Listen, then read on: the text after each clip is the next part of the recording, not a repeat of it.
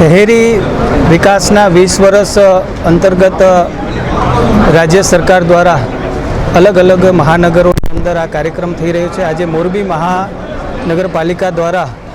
આજે અનેક વિકાસના કામો માટે આજે ખાતમુહૂર્ત અને લોકાર્પણનો કાર્યક્રમ યોજાયો હતો। ધારાસભ્ય શ્રી કાંતિભાઈ અમૃતિયા,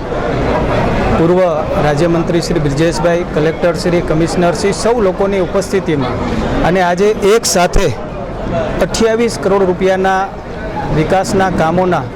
ખાતમુહૂર્ત અને લોકાર્પણના આજે જાહેરાત થઈ છે કામોની। એની સાથે સાથે જ્યારે મોરબી નગરપાલિકા હતી ત્યારે 180 કરોડનું બજેટ હતું। આજે મને જણાવતા આનંદ થાય છે,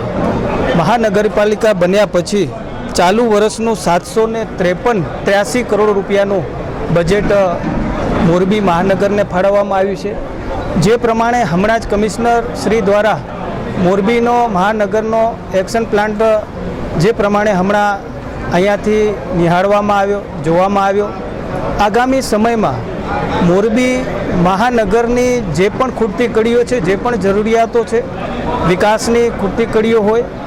એ પ્રમાણે એક અદ્ભુત એક રોડમેપ તૈયાર કરવામાં આવ્યો છે। મોરબીને શુદ્ધ પીવાનું પાણી મળે 100 કરોડ રૂપિયાના ખર્ચે એક યોજના બનાવવામાં આવી છે। ડ્રેનેજ હોય, બ્યુટિફિકેશન હોય, બાગ બગીચા હોય, આંગણવાડી હોય, આરોગ્ય માટેની સુવિધા હોય, સ્વચ્છતા માટેના જે પણ આગામી સમયની અંદર કાર્ય કરવાનું હોય, આવા અલગ અલગ પ્રકારના કાર્યોના માધ્યમથી આજે જે પ્રમાણે બજેટ મળ્યું છે એના કાર્યો કરવામાં આવશે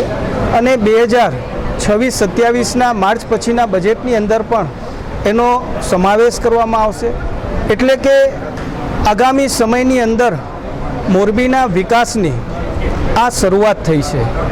અને જે પ્રમાણે અહીંયા કોર્પોરેશન દ્વારા જે પ્રમાણે અહીંયા કાર્યક્રમો હાથ ધરવામાં આવ્યા છે, હું મોરબીના સૌ લોકોને, જનતાને વિશ્વાસ અપાવું છું કે જે પ્રકારે આજે શરૂઆત થઈ છે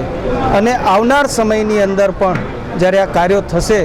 ત્યારે અન્ય જે આપણા ગુજરાતના શહેરો છે એની સરખામણીમાં આપણું જે મોરબી જે શહેર છે એનો પણ સમાવેશ થશે। હું તંત્ર અને કમિશનર શ્રી અને આખી મહાનગરના સૌ આપણા તંત્રના સૌ લોકોને પણ અભિનંદન આપું છું। આપણા ધારાસભ્યશ્રી, અન્ય ધારાસભ્યશ્રીઓ, સાંસદશ્રીઓ અને ગુજરાત રાજ્યના મુખ્યમંત્રી શ્રી ભૂપેન્દ્રભાઈ પટેલ સાહેબનો પણ આભાર માનું છું કે તેમણે મોરબીને આજે આટલી મોટી જે ભેટ આપી છે એના વિકાસના કામોના આજે આપણે અહીંયા ખાતમુહૂર્ત અને લોકાર્પણ કર્યા છે। દેશના વડાપ્રધાન શ્રી નરેન્દ્ર મોદી સાહેબના નેતૃત્વમાં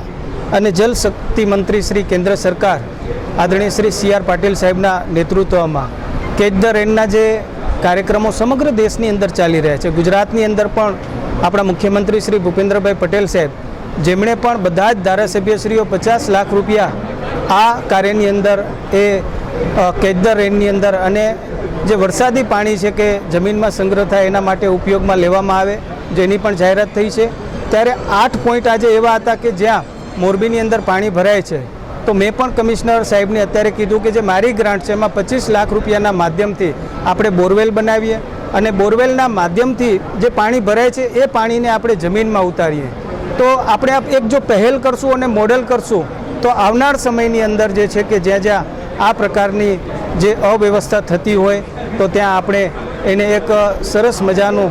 સુંદર આયોજન કરીને પાણીને આપણે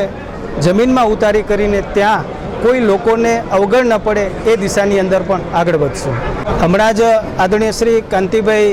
આપણા ધારાસભ્યશ્રી અને હું એક ગાડીની અંદર જ્યારે આવતા હતા અને મને બરાબર યાદ છે કે જ્યારે આપણા CC રોડનું નિર્માણ થતું હતું અને ત્યારે પણ આપણે વારંવાર તમારા માધ્યમથી, સૌ સંસ્થાઓના માધ્યમથી આપણે લોકોને અપીલ કરી હતી કે આપણે સાથે મળી કરીને એક મજબૂત કામ થાય અને મને જણાવતા આનંદ થાય કે મોરબીની અંદર જે આપણા CC રોડનું નિર્માણ થયું છે એકદમ મજબૂત અને આવનાર સમયમાં અનેક વર્ષો સુધી મજબૂત સીસી રોડ આપણને રે પ્રકારનો રોડ દેખાઈ રહ્યા છે. ત્યારે હું હમણાં જ કાંતિભાઈને વાત કરતો હતો અને આવનાર સમયમાં અમે બધા સાથે મળી કરીને તમારા સહયોગથી તંત્ર બધા સાથે મળી કરીને જે પણ કામો થાય મજબૂત રીતે થાય એ દિશામાં પણ આગળ વધશે.